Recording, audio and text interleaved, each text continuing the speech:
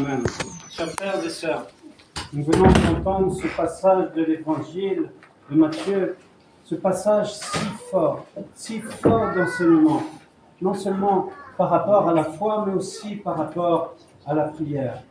Et nous voyons ce passage de cette tempête avec ses disciples qui sont sur cette barque et qui sont terrifiés, qui ont peur, qui sont dans cette angoisse. Et tout d'un coup, voient le Seigneur qui est en train de venir à eux et croient que c'est un fantôme. Et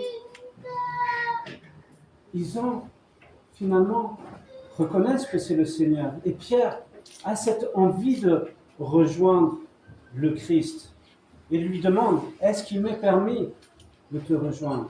Et alors, il va, et tout d'un coup, il y a ce doute qui intervient et il coule dans ses eaux. Et là, ce cri du fond du cœur qui dit, Seigneur, sauve-moi. Et le Christ qui tend cette main pour le sauver, comme lors de la résurrection de notre Seigneur Jésus-Christ, dans cette descente aux enfers, et qui prend par sa main Adam et Ève pour les sauver. Et nous voyons que finalement, nous sommes nous-mêmes dans cette barque. Nous sommes dans cette barque, et il arrive aussi souvent des tempêtes dans notre vie. Et ces tempêtes sont importantes. Elles sont importantes pour justement progresser dans notre foi.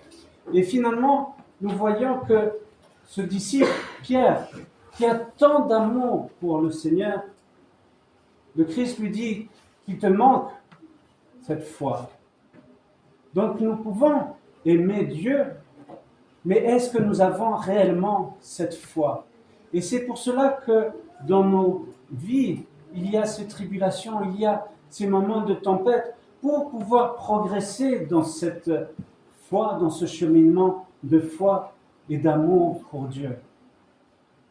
Et souvent, quand il nous arrive quelque chose, nous nous précipitons dans notre prière et nous disons « Seigneur, mon Dieu, aide-moi pour cela, exauce-moi pour cela », mais sans vraiment avoir cette humilité et dire « Mon Dieu, que ta volonté soit faite ». Et si nous sommes dans cette démarche, si nous incarnons vraiment ce passage de la prière du Notre Père, que ta volonté soit faite, nous saurons que chaque chose est bonne pour notre salut. Saint Païsios dit toujours, vous savez, avec des paroles, des images très simples, que c'est comme notre crédit qui est au ciel. Nous pouvons alors avoir cette vision que chaque chose est bonne pour notre salut, pour notre entrée dans le royaume de Dieu. Et quand nous sommes alors vraiment dans cet abandon dans la volonté de Dieu, alors la prière s'incarne dans notre cœur. Et cela devient une vraie prière, une prière où nous rendons présent Dieu au moment où nous prions. Et c'est pour cela que souvent, quand vous lisez les pères qui sont là pour nous transmettre ce qu'ils ont vécu, leur expérience, ils nous disent que la prière n'est pas juste de demander quelque chose à Dieu et qu'il ne faut pas être dans cette recherche de fruits spirituels, parce que si nous sommes dans cette recherche, alors c'est l'orgueil qui va commencer à grandir et dire, voilà, je suis bon, j'arrive à prier, oh, je suis le meilleur parce que ceci, parce que cela, ou que j'arrive à jeûner, regardez-moi.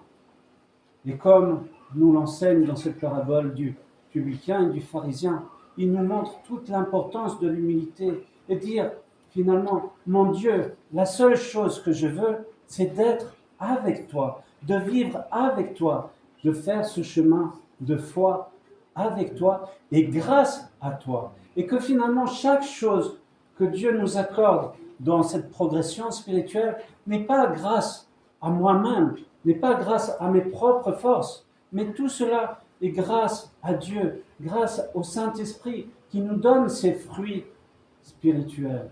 Alors, chers frères et sœurs, imitons le Christ. Et justement, le début de ce passage, de cette péricope de l'Évangile, nous voyons le Christ qui se retire pour aller prier, être dans cette union avec le Père. Et donc, suivons cet exemple d'amour, cet exemple de prière, et unissons-nous avec Dieu par l'intercession de tous les saints. Amen.